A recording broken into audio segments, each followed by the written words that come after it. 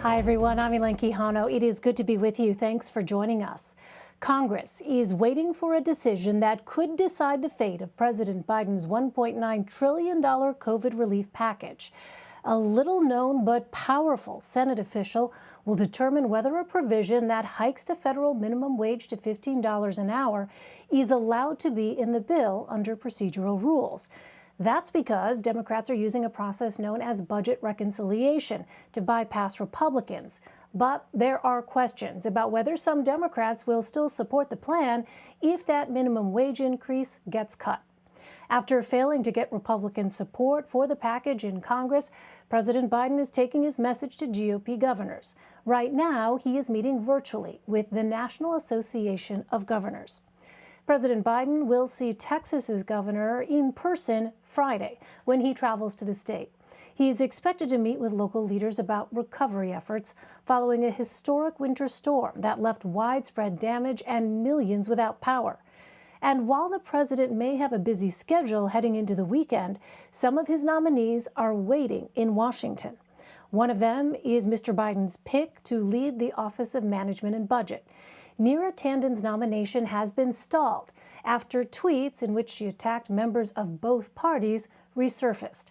Here was the White House's response when asked if Tanden meets the president's standards for dignity and respect. Well, first I'll note that when Neera Tanden testified just a few weeks ago, she apologized for her past comments and that she would be joining an administration where, as we've noted in here, there's an expectation of a high bar of civility and engagement, whether that's on social media or in person. And we certainly expect she would meet that bar. President Biden needs to sway at least one Republican to vote for Tanden, but a potential ally may be slipping away. Republican Senator Lisa Murkowski is considered a possible swing vote, but she was recently made aware she was once the subject of Tanden's attacks. Murkowski says she has not yet made a final decision on how she'll vote. Franco Ordoñez and Liz Goodwin join me now. Franco is a White House correspondent for NPR, and Liz is the Deputy Washington Bureau Chief for the Boston Globe. Hello to you both. Really glad to see you both. Franco, I have a lot of questions about this Tanden nomination, and I want to start with this confirmation battle. Is it really about the tweets? What else is going on here? And what does her nomination mean to the Biden administration? There is so much going on here. I mean, it's really hard to just narrow it down to one thing. I mean, you pointed out the tone, the questions about the tone. A lot of us reporters have asked about that tone and whether it does meet kind of Biden standards. There are also questions about a double standard and whether, as a person of color, a woman and a person of color, about whether her language, harsh as it may be being treated differently by, the Republicans who oppose it, yet they seem to have no problem with President Trump's language or President Trump's angry tweets. But there's no question that this is a hard moment for the Biden administration. They have spent a lot of capital on this.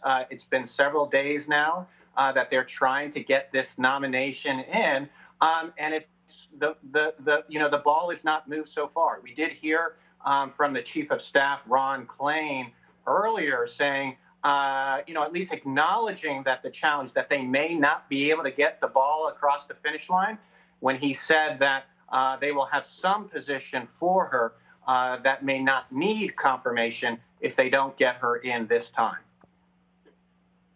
All right. Well, Liz, in the meantime, Congress is waiting to see whether the $15 minimum wage can be included in President Biden's COVID relief package. Democrats are pushing forward on this nearly $2 trillion measure without Republican support. But can it get progressive support without the minimum wage guarantee attached? That's exactly the question, Elaine. I think there's a big moment here for progressives in the House who haven't really defined themselves as a voting bloc yet in this new Congress. And there's a question about whether they are willing to take a really aggressive stand in the way that sort of the Tea Party has done in the past, where they've been willing to torpedo, big Republican bills if they don't like it. And this is sort of that moment for the left wing of the House Democrats. they've sort of played their cards, like held their cards close to their chest so far. Alexandria Ocasio-Cortez has told reporters that if the parliamentarian strips out the minimum wage due to procedural matters, due to it not, comporting with the rules, that's one thing. And she seemed open to still supporting the aid package if that happens. But if the parliamentarian does approve this measure, this minimum wage, and then someone like Senator Joe Manchin or Senator Sinema objects to it, and it's taken out for political reasons from more moderate Democrats in the Senate not supporting it, that's something that Ocasio-Cortez said that she would be willing to take a stand on, or hinted that she would take a stand on. So it's something we're just going to have to find out as everyone's on the edge of their seat waiting for this ruling from the parliamentarian. So as we wait for that, Liz, lawmakers continue to hold hearings on the Capitol riot and events leading up to them. Acting Capitol Police Chief Yogananda Pittman revealed that the force is currently on high alert after tracking extremist chatter, planning to blow up the Capitol building during President Biden's still unscheduled address to a joint session of Congress. So, Liz, what else are we learning about the ongoing security threat at the Capitol? That was definitely the bombshell revelation from that hearing. A lot of lawmakers have been objecting to the heightened security posture, and that's what sort of made Chief Pittman go there and say, listen, there's still threats out there. We have intel that there might even be a plan to attack during the State of the Union. Because lawmakers have said, the National Guard, it's time for them to go. It's time for these fences to at least, be a smaller perimeter. And the Capitol Police have made this determination that they are not ready for those more hardened security features to come down. In terms of other revelations from the hearing, there wasn't that much.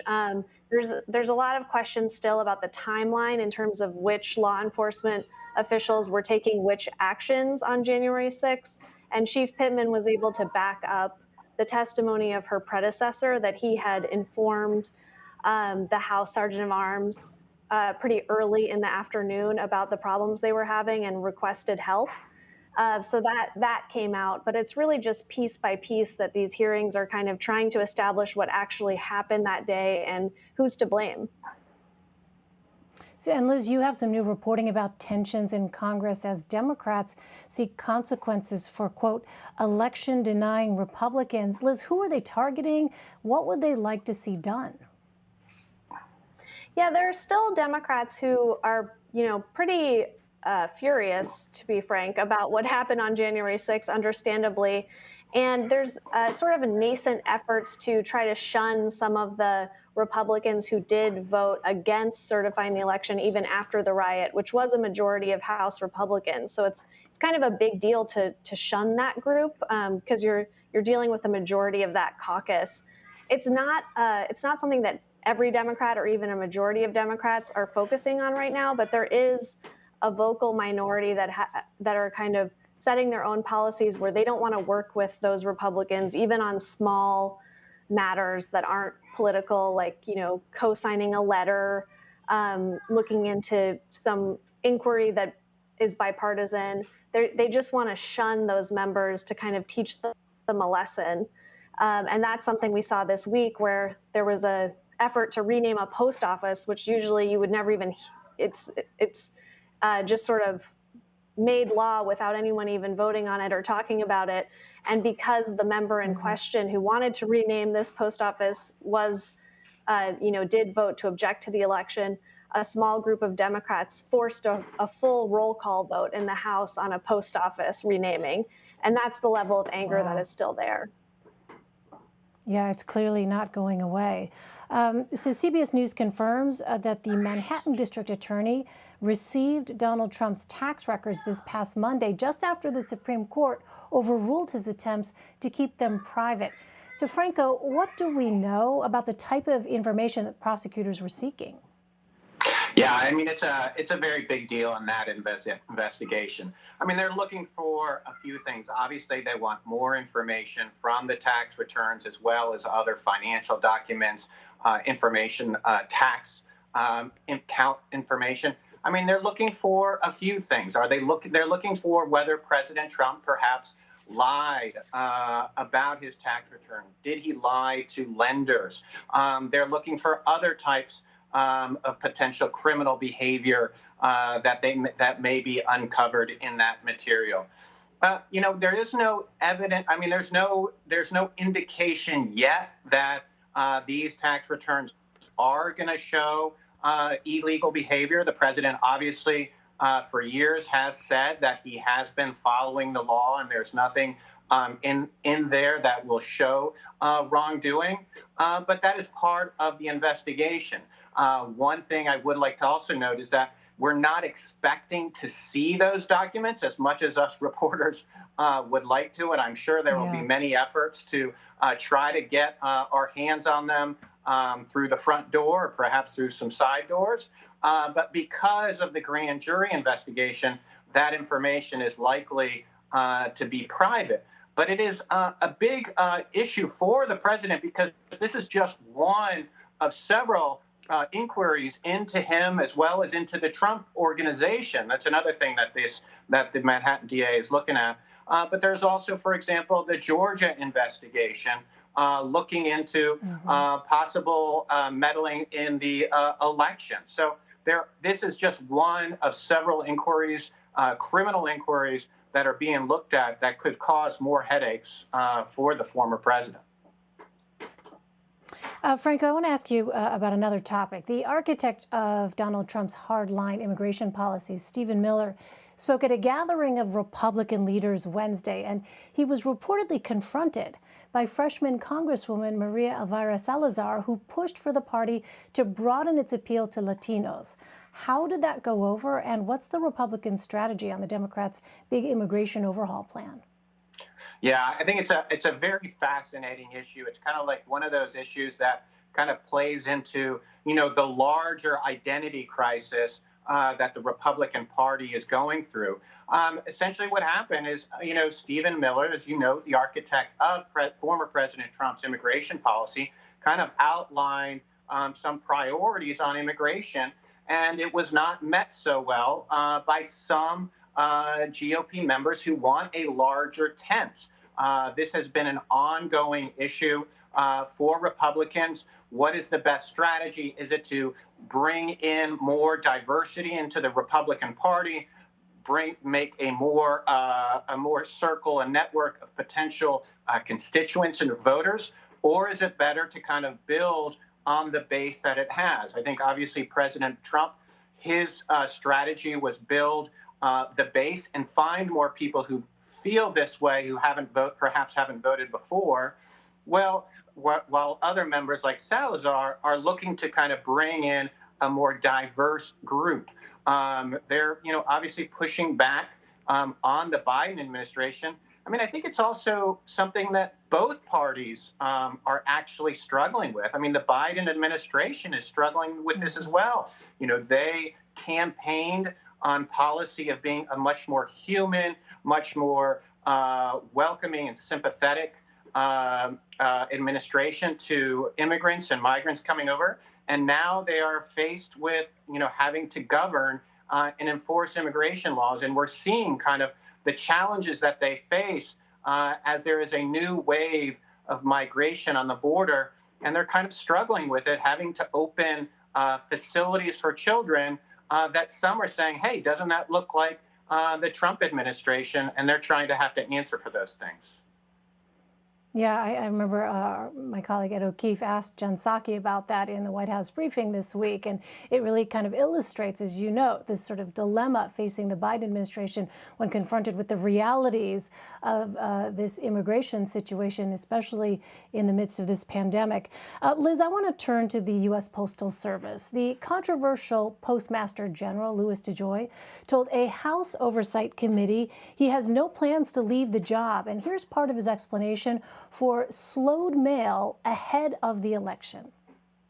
Let me say at the outset that we must acknowledge that during this peak season, we fell far short of meeting our service targets. Too many Americans were left waiting for weeks for important deliveries of mail and packages. This is unacceptable, and I apologize to those customers who felt the impact of our delays. So, Liz, remind us what led to the politicization of the Postmaster General, and does it appear DeJoy can hold on to his job? This was a pretty contentious hearing, which is no surprise just given the history there between Democrats especially and DeJoy. And I think that there's just still a lot of skepticism among members about why these delays were happening ahead of the election in a way that they felt could hurt Democrats in that election. And I think DeJoy is also very defensive and feels like he was blamed and is being painted as more political than he is. He reminded the Democrats at the hearing that he's not directly appointed by Trump. There's, a board of governors that chooses the Postmaster General job. But he also sort of taunted Democrats and basically said, you're stuck with me. Biden doesn't appoint me either, so I'm here to stay. But that might be a bit over-celebratory on his part because Biden is nominating 3 new people to that board, and then they would then have a majority and could kick out DeJoy. So that celebration might be a bit premature. All right, to be continued. Franco Ordoñez and Liz Goodwin, always great to have you both. Thank you very much.